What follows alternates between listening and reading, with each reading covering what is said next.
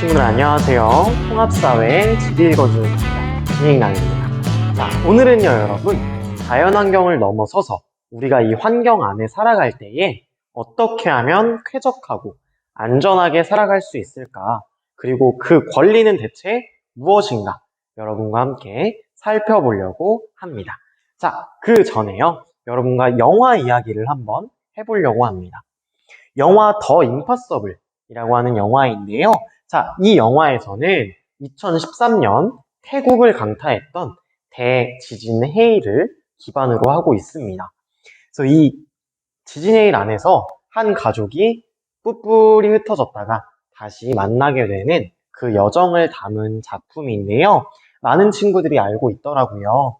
그래서 우리 태국에서 발생했던 지진 해일을 기반으로 했고, 자, 우리 해운대라는 영화는요, 우리나라에서 발생한 건 아니지만 우리 아시아 8개국을 강타했던 2003년 지진의 해일을 배경으로 하고 있습니다. 그래서 우리나라에 지진의 해일이 발생하게 된다면 어떻게 나타날 수 있을지, 그러한 영화인데요. 우리 해운대에서도 동일하게 더 임파서블과 같은 지진 해일, 그것을 무대로 하고 있습니다.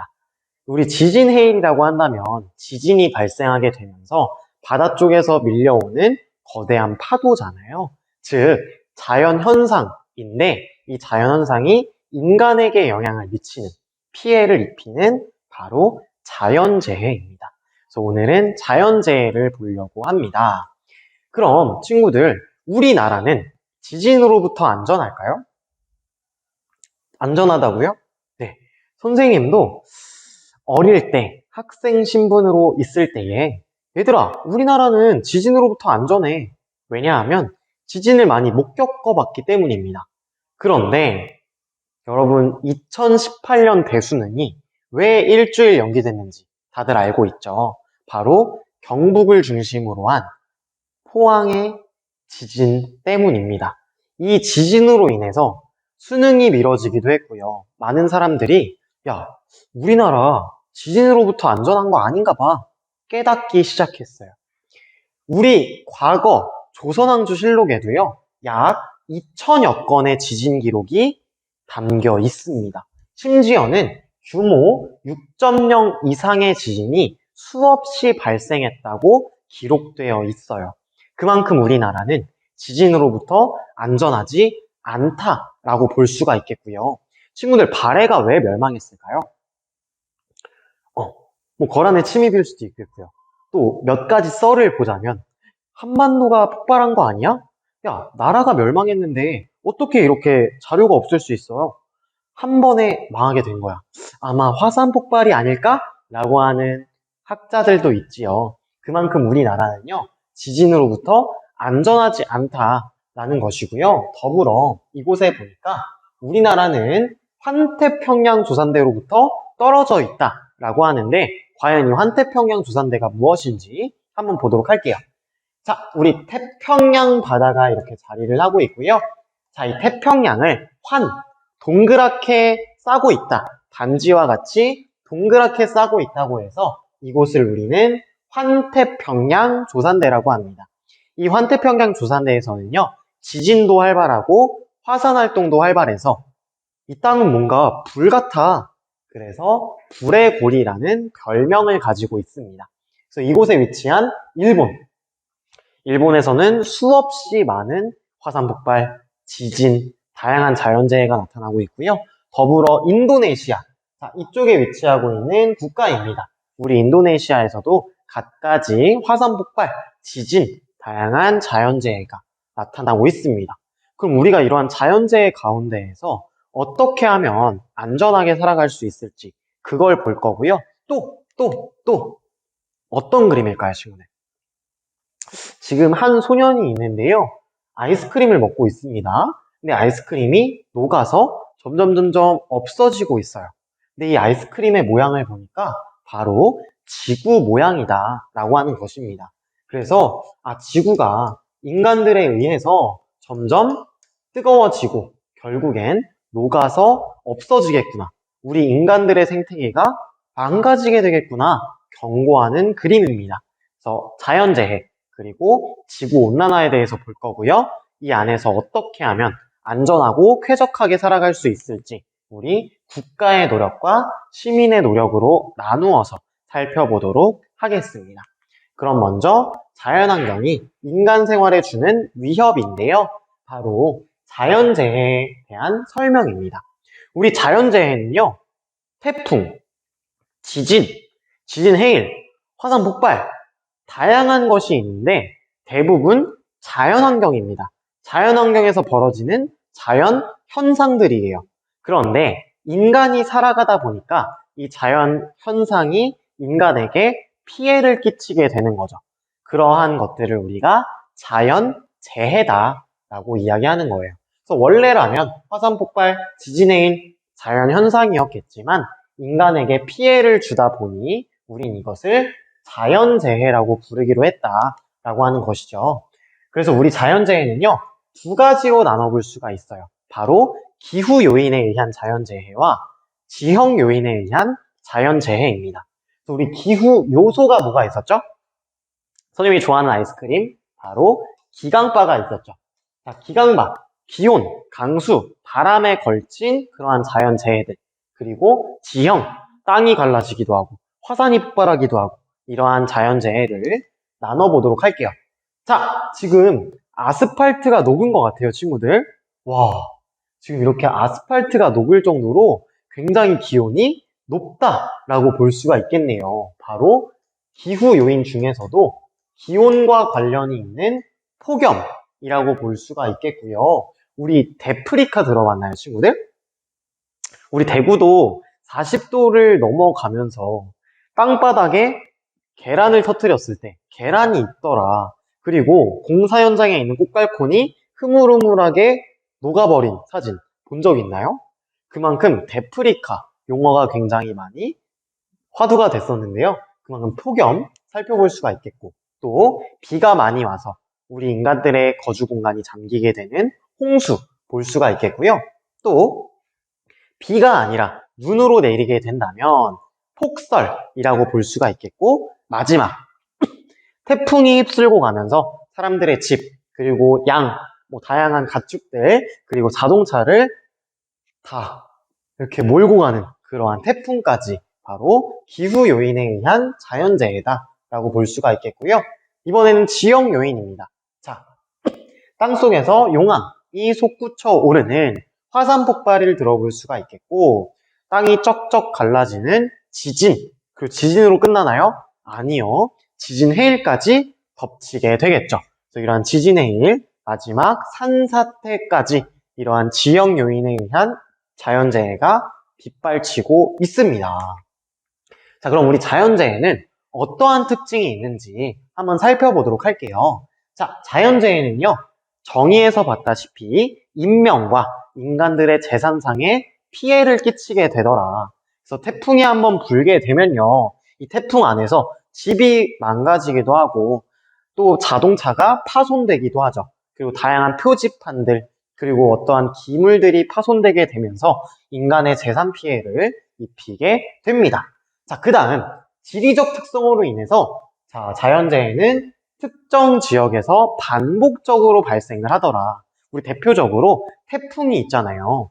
우리 태풍은 언제나 그렇듯이 열대해상에서 발원해서 제주도를 지나 전라도, 그리고 경상도를 지나서 혹은 강원도를 거쳐갈 수도 있고, 자, 이곳을 지나서 동해상으로 나가게 되잖아요. 맞죠? 그러면 이 전라도 지역과 경상도 지역은 매년 태풍의 영향을 받죠. 그쵸? 그만큼 우리 자연재해는요, 특정한 지리적인 공간에서 반복적으로 나타나더라 하는 특징이 있고요. 마지막, 우리 자연재해가 지금 점점 심해지고 있어요. 강도가 심해지기도 하고요. 그 빈도가 점점 많아지고 있습니다. 왜 그런가 봤더니 인간의 활동으로 인해 이 환경이 오염되기 시작했고, 또 지구온난화와 같은 다양한 현상과 결부되게 되면서 그 규모가 점점 증가되고 있다라고 하는 것입니다. 자, 그래서 우리 무분별한 산지의 개발로 우리 산사태의 발생 위험도 증가하고 있고요.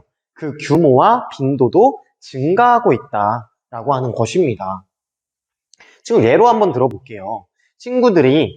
선생님이 어떤 한 친구 머리 위에 물을 부었어요. 그럼 그 물이 어떻게 되죠?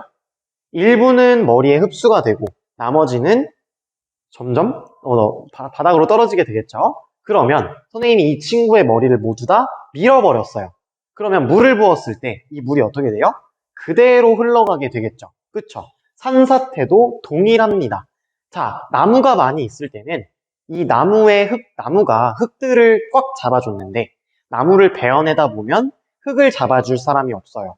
흙을 남아줄 나무가 없어요. 그러다 보면 민둥산이 됐을 때 이 흙들이 그대로 인간의 생활에 피해를 주게 된다. 산사태의 규모가 커지게 된다라고 볼 수가 있지요. 그래서 산사태가 한 번 나면 이렇게 심하게 나게 되는 것을 우리가 살펴볼 수 있습니다.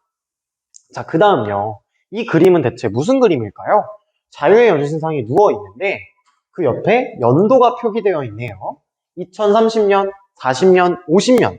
무엇일까요? 우리 시간이 지남에 따라서 해수면이 점점 상승한다라고 하는 것인데요. 그만큼 지구온난화에 따라서 해수면이 점점 상승하고 있다.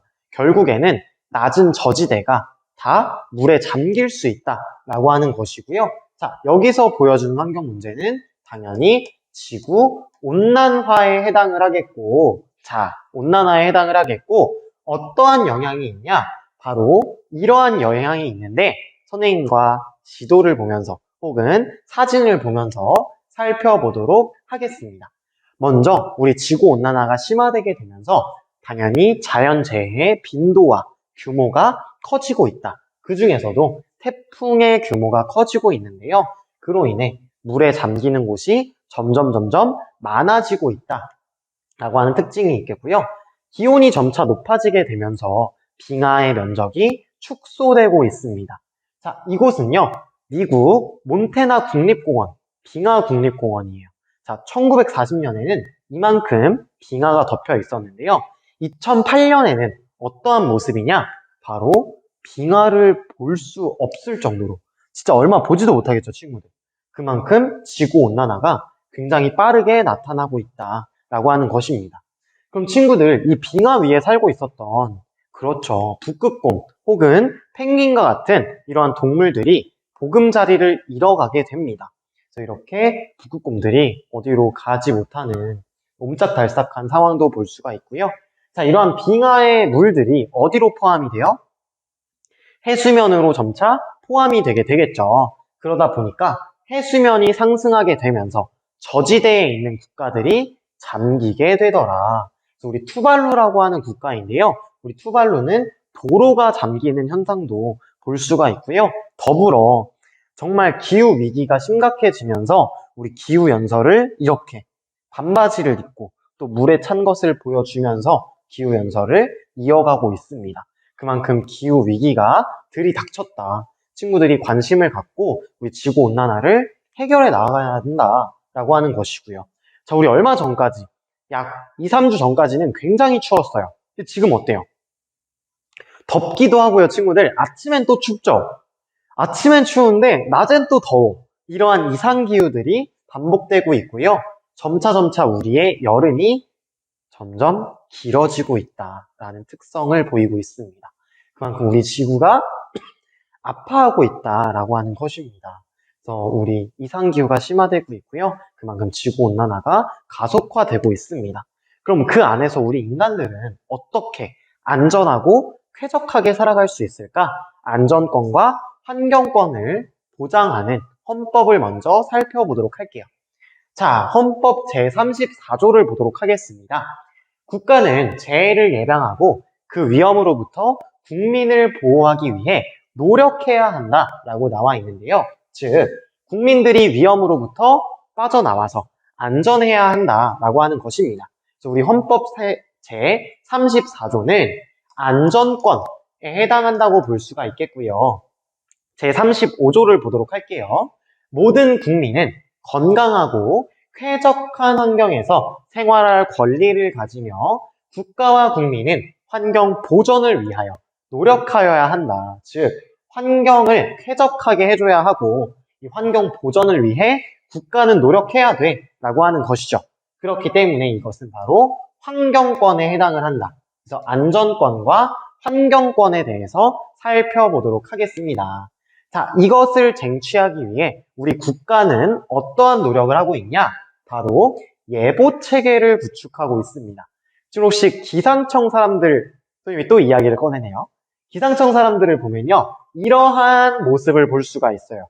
이곳에 강수량도 띄워놓고 풍향도 띄워놓고 지금 태풍이 어떠한 경로로 가는지 보면서 우리 사람들에게 예보를 해주기도 하고 지금 태풍이 지나간대요. 특보를 내려주기도 하고 이러한 재난관리 시스템을 구축하고 있습니다. 이러한 시스템을 구축한다면 우리가 미리 재난을 예측하고 또 사람들에게 예보를 해줄 수가 있겠죠. 그럼 사람들은 다양한 대책을 마련할 수 있을 거고 또 대피할 수 있을 겁니다. 그래서 우리는 예측 가능한 재해에 대해서 대비를 해야 한다라고 하는 것이고요. 자, 여기 보면 안전하고 쾌적한 환경을 위한 노력이라고 되어 있는데요. 홍수를 예로 들고 있습니다. 그래서 이 홍수가 인간의 삶에 영향을 끼치기 때문에 자연재해라고 볼 수 있는데 우리가 그 홍수 피해를 줄이기 위해서 예보와 경보 체계를 구축하고 사람들에게 알림으로써 사람들이 대처할 수 있도록 해줘야 한다. 그로 인해 인명과 재산 피해가 발생하는 가능성을 최소한으로 해야 한다라고 이야기하는 것이죠. 그래서 우리 국민들의 안전권을 확보하는 노력이다 라고 볼 수가 있겠고요. 그만큼 우리 홍수는 예측 가능한 재해이기 때문에 이러한 재난관리 시스템을 통해 우리가 점차 이겨나가야 한다라고 볼 수가 있겠죠. 자, 그래서 우리 산에도 이러한 조형물들 볼 수 있을 거예요. 우리가 산을 개발하긴 하지만 이 산 사태가 점차 약해질 수 있도록 우리가 이러한 구조물도 쌓아볼 수가 있다. 우리 자연재해에 예방해야 된다라는 것을 살펴보았습니다. 자, 그다음 마지막으로 무질서한 개발을 줄이고 지속 가능한 개발을 해야 한다라고 나와 있는데요. 자, 지속 가능한 개발이라고 한다면 친구들 아마 많이 들어봤을 거예요. 네, 여러분 어렵게 생각하지 말고요. 우리 지속 가능한 개발은 2학기 때 학습을 할 거예요. 그래서 우리가 지금 학습할 때는 경제적인 측면에서 혹은 환경적인 측면에서 혹은 인류 그 자체에서 우리가 다음 세대에게 이 지구를 물려줄 수 있는 이렇게 지속 가능한 개발을 해야 된다. 즉 환경에 타격을 입히지 않는 개발을 해야 된다라는 것인데요. 자, 지금 인천에 발생한 싱크홀 사진입니다. 자, 도로 한가운데에 구멍이 뚫리면서 많은 사람들이 피해를 볼 수 있는 상황이죠. 그렇죠? 만약에 한밤중에 싱크홀이 발생했다면 너무 무서운 결과를 초래했을 것 같아요. 그렇죠? 이 싱크홀은 왜 발생하게 되냐면요. 대부분 이 밑을 지나가는 상하수도관이 이제 노화가 되면서 물이 새기 시작한대요. 그럼 이 물이 새면서 주변에 있던 토지를 같이 끌고 지하로 내려간다고 합니다. 그럼 이 지하에 빈 공간이 생기게 되겠죠. 그러면서 아스팔트가 무게를 견디지 못하고 폴싹 주저앉는 그것이 바로 싱크홀에 해당을 합니다. 그래서 우리가 상하수도관을 지을 때도 지속 가능하게 이러한 일이 발생하지 않도록 개발을 해야 한다라고 하는 것이죠. 그래서 우리가 충분히 예측해야 하고 우리가 발생하지 않도록 안전하게 설비해야 한다라고 볼 수가 있겠습니다. 그래서 우리 미국에서는 어떠한 대처를 하고 있냐면요. 자연재해가 발생했을 때 신속하고 안전하게 대처할 수 있도록 바로 최첨단 재난방지 시스템으로 자연재해를 예상합니다. 그러면 예상함으로 인해서 우리 시민들에게 실시간으로 자연재해에 대한 정보를 제공하겠고 그로 인해 주민들이 철저한 대책을 세울 수 있도록 독려를 한다, 도움을 준다. 그로 인해 인명과 재산상의 피해를 최소화할 수 있다라고 하는 것이겠고요. 더불어 시민들의 노력도 한번 볼 수가 있는데 우리 일본에서는요. 시민 방재센터를 운영하고 있어요. 이곳에선 무엇을 하냐면 각종 재해를 모의 체험합니다. 그래서 지진이면 지진, 화산 폭발이면 화산 폭발, 다양한 재난을 미리 경험함으로써 우리가 지진이 일어났을 때, 화산 폭발이 나타났을 때 어떻게 대처해야 하는가, 이러한 것들을 연습해 볼 수가 있다고 하는 것이죠. 선생님 굉장히 놀란 게 있는데요. 친구들, 지진이 나면 친구들 어떻게 대처할 건가요? 정말 많은 친구들이 책상 밑으로 들어가야 합니다 라고 답을 하더라고요. 여러분, 그렇게 되면 큰일이 나요. 우리 일본과 같은 경우는 목조 건물이 많기 때문에 책상 밑으로 들어가도 안전할 수 있어요. 근데 우리나라는 대부분 콘크리트 건물입니다. 자, 콘크리트가 무너졌을 때 여러분의 책상 무사할까요? 선생님은 그렇게 생각하지 않아요. 그렇기 때문에 우리가 학교에서 지진 대피할 때 학교 밖으로 나가잖아요. 그쵸? 그쵸? 그래서 우리 친구들 그러한 모의 훈련을 할 때에 잘 생각하고, 지진이 나면 밖으로 대피해야 되는구나, 이러한 정도는 인지해 줬으면 좋겠어요.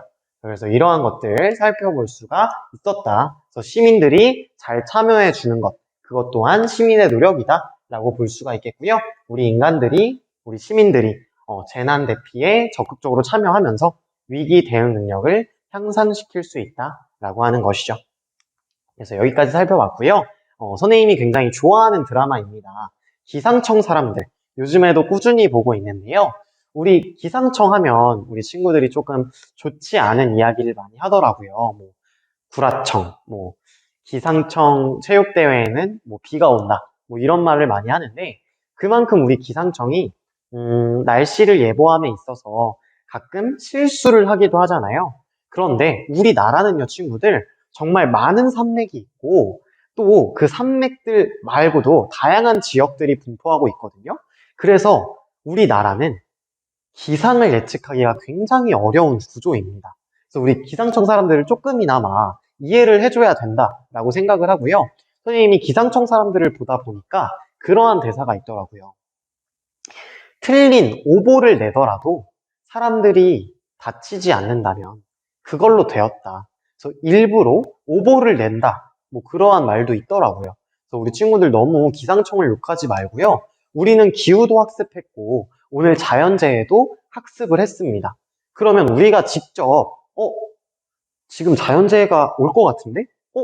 지금 기후가 조금 이상한데? 그럼 우리가 먼저 대처하고 우리가 먼저 행동하자는 거죠. 우리 2004년 인도양에서 발생한 지진 해일이 있었는데요.